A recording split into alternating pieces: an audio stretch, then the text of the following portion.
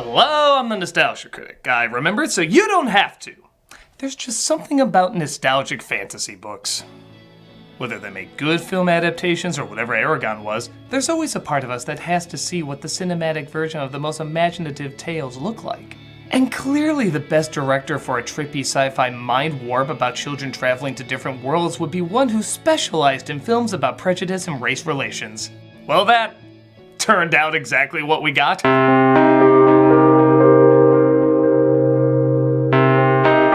Being admittedly an already difficult book to adapt, Wrinkle in Time tries to be that artsy kids film meant to open up your mind, but instead turns out to be that artsy kid that tries to open up your mind with his ultimate interpretation of Donnie Darko. Yeah, you all know that asshole, they made a movie like him. Based on the only kids' fantasy book you remember being more Jesus-y than Narnia, the adaptations for this novel have often been underwhelming, and this version is, well, not underwhelming, but how do I put it? Remember that very pompous ending to American Beauty where they say you don't understand our film, but don't worry, you will? Imagine that for 2 hours. But is there anything about it that worked? I mean, without the use of a slowly becoming legal substance? Well, let's take a look in more detail. This is the unsurprisingly bizarre, but surprising in the way it's bizarre, Wrinkle in Time.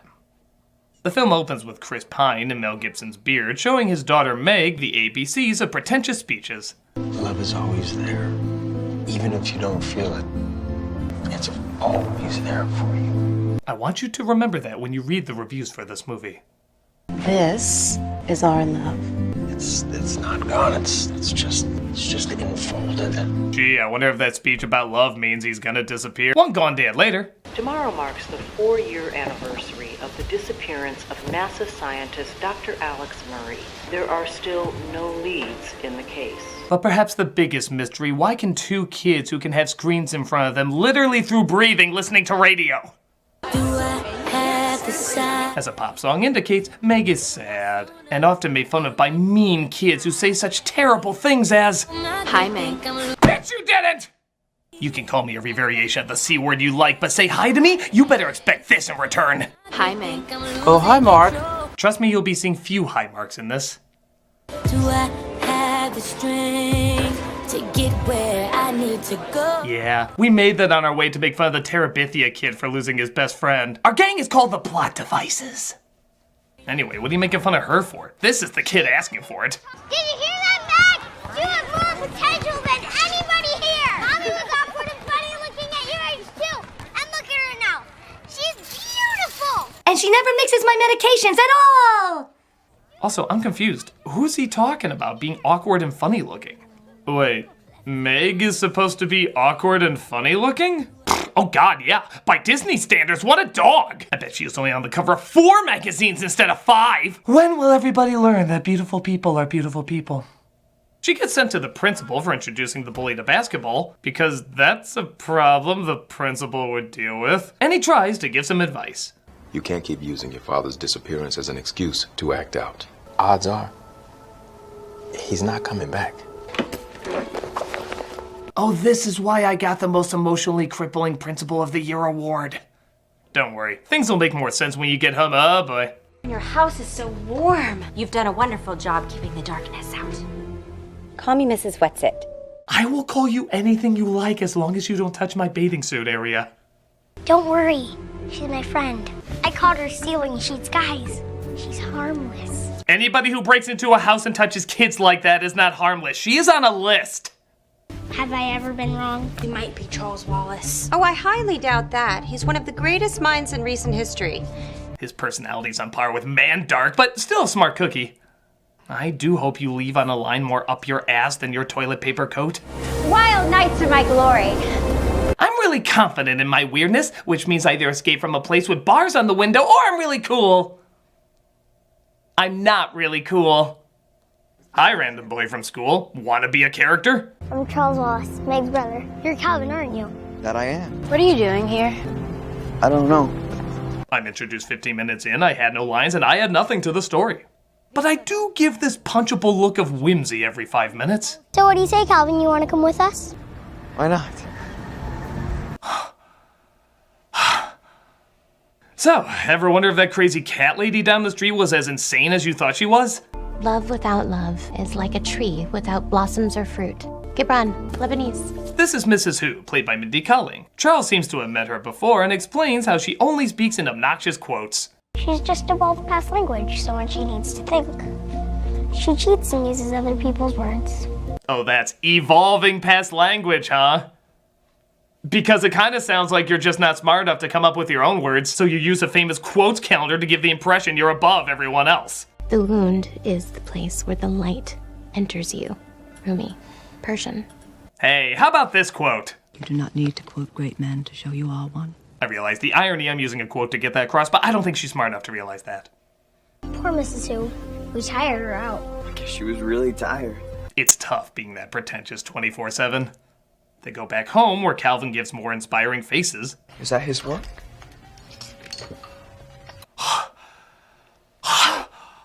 As they discuss how her dad suggested that space travel can be done through the right frequency from your mind. Rather than enduring the oppressive rules of time and space, we could wrinkle it. And we don't need rockets, we don't need spaceships. All you need is to tap into the right frequency. You just need your mind. You have to be really long-winded and act like you're superior above everyone else.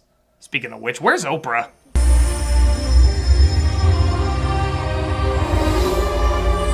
Oh my god. Finally, a size and image that encompasses all of Oprah's ego. Why be president when I can be God? Your father has done an extraordinary thing. No human has ever traveled so far out in the universe. I was thinking about putting him on the cover of my magazine. Just kidding, he'll be me again. We heard a call out in the universe. A human call. They say the call must have come from her father, so they're there to help find him. We must find him as soon as we can. Are you up for it? Depends. Will I also look like Tina Turner exploding into Lady Gaga? You just have to find the right frequency. And have faith in who you are. Okay, that last part is bullshit, but Disney really likes to throw that in.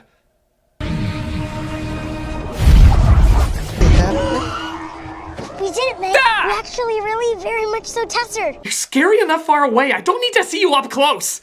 The foot feels the foot when it feels the ground. Buddha, Nepali. Shut up or I'll stab you in the face with a soldering iron. Walk it, Joe Dirt.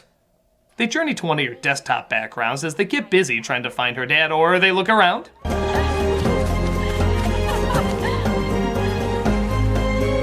The almighty Oprah smiles at your enchanting waste of time. Oh, don't think he'd pass up a whimsical face.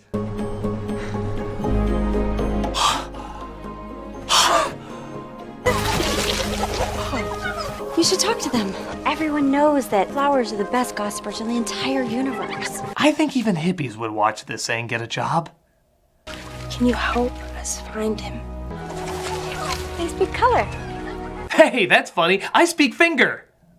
They say her father is just north of Avatar Park, so what's it suggests they travel on her once she changes into... sexy vegetable gremlin? Tucker, American. Eat shit and die, everybody everywhere. So they ride the Cabbage Patch Stingray and are so blown away at Oprah's magnificent Oprahness that they simply have to touch her. That sounds like a joke, but it is all too laughably real.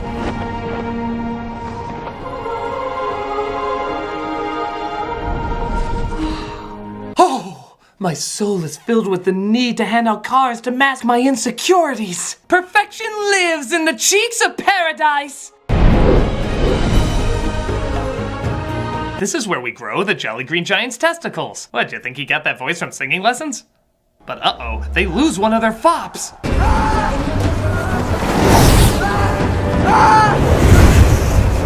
Oh no, I'm gonna die! Flowers catch him, though, and they show them the evil that distracted their flight. It's called Camazotz, known simply as the It. I know I could have come up with a better joke, but I love any excuse to play that clip. What do we do? Love looks not with the eyes, but with the mind. Shakespeare, British. The ability to speak doesn't make you intelligent. The only good quote from Phantom Menace. They travel to Mordor Stonehenge, where they come across the Happy Medium, which sounds like a New Age kid show on Bravo. Well, you obviously don't understand the importance of balance. Well, not as much as you, Zach, stunt double. We are looking for a man who's lost in the universe. Well, this one popped up right away, but give me some more information. They say they all have to think of Meg's father in order to locate him, but she can't because she doesn't see how that'll help. I really don't understand how thinking about him is going to help us find him. Now, flying vegetable ladies and 10-story talk show hosts, that I can believe, but think of my father? I just don't follow! They explain that they need her father to fight the It from corrupting mankind, and that gives her the courage to find him with just the happy medium. Wait, what happened to needing everybody? Filmmaking. We make it up as we go along. They see the father figured out teleporting, but got captured by the It. So they decide to go back to Earth to figure out a plan. Meg's will to find her father is too strong, though, and it redirects them to where the It is. A place where the Three Stooges have no power, so they have to leave. You'll encounter things you think you know, but you don't. Here is a place to be suspicious. Now this is especially disappointing because in the book, apparently they're revealed to be centaurs. But my guess is Heavenly Oprah would die before being seen as something such ungodlike. But I, of course, would not want to rob you of such an image, so here it is, Oprah Centaur. We can barely tesser ourselves. You must continue on without us. You must find your father. Times like this, I really love my job.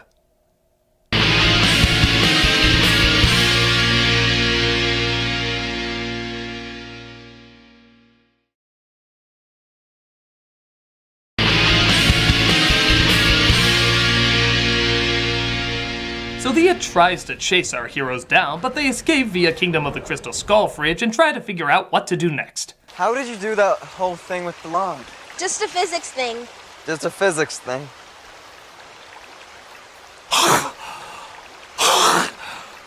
They find a neighborhood, but quickly put together it's a little too Pleasantville-ish. Darling, time for dinner. Are you lost, children? I bet you're hungry. We're having fresh you tonight. I have roasts and potatoes and cakes of all sorts. I could eat. Come on, we've just been told we're in a place of pure evil. What could go wrong? Next you'll be telling me that gingerbread house is evil. Thanks, we're good.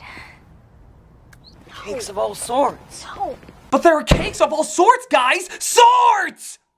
The neighborhood turns into a beach, once again trying to trick them. How are you guys? The man seems to know who they are and possesses Charles to follow him. Thanks for everything. You brought him right to us. I'm beginning to think cakes of all sorts are crumbs of limited options. Welcome to Central Intelligence. Please, he is dangerous. Shut up, Meg. Yeah, shut up, Meg.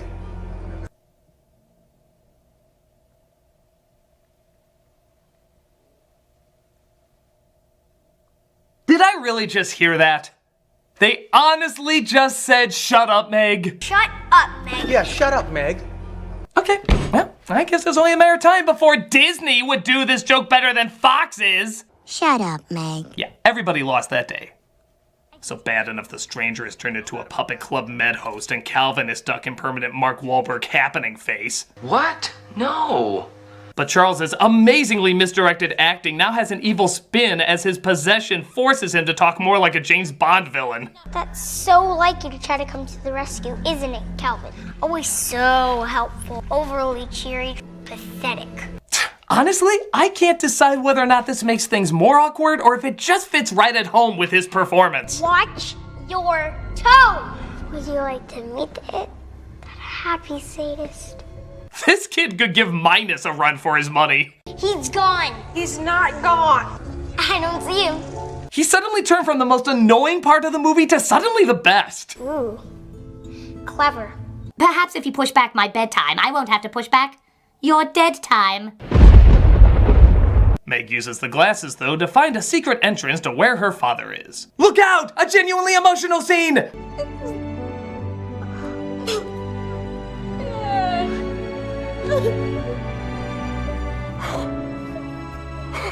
even though this is a very touching and well-acted moment, I have to admit, I do kinda want Porky Pig to jump out and say that's all, folks. For a number of reasons, the movie would stop.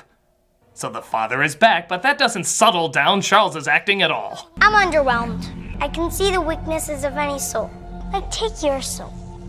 So desperate to matter in the universe. I want to bundle you up in a toy and call you my little Hitler. No cakes of all sorts is worth this! Charles throws them in a dark realm where the It tries to tempt Meg to join him.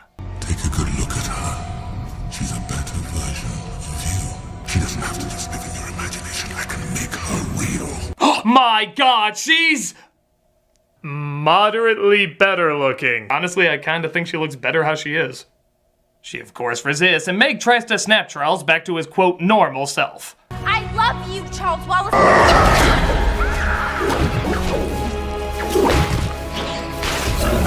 Don't make me somewhat aggressively shake you! It's mildly annoying! It of course works, and Charles is back as the missus return to give support. Some of our best warriors have come from Earth. This is where we leave you, to become warriors on Earth. Do you mean actual warriors or getting offended to feel superior on social media? She returns home in a beautiful yet weirdly long transition home, and the family is once again whole. Your calculations. They gave us the universe.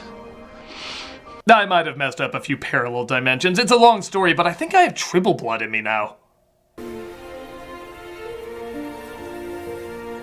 Huh, I guess we're cool now for no reason. Let's go eat something. Cakes of all sorts? What is your deal?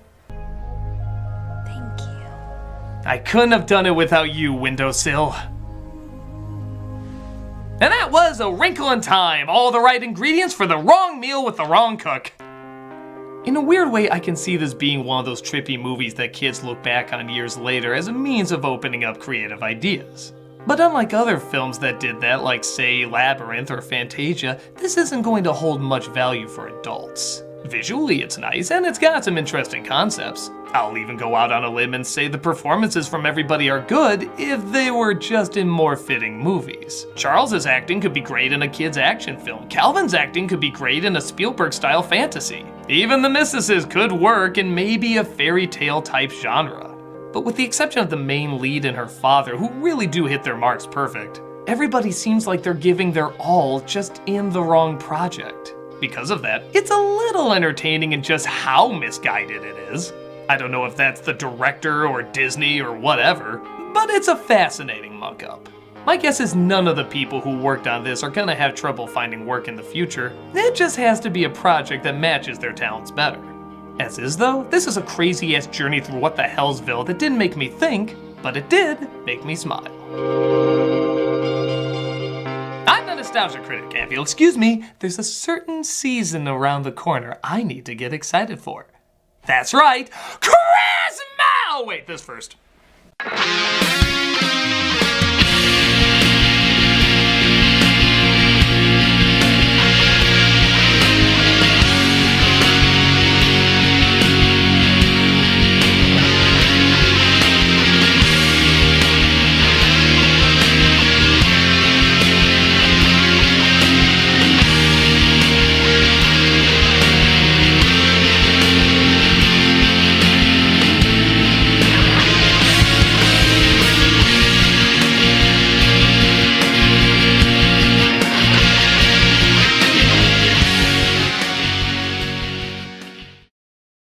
Cakes of all sorts. No,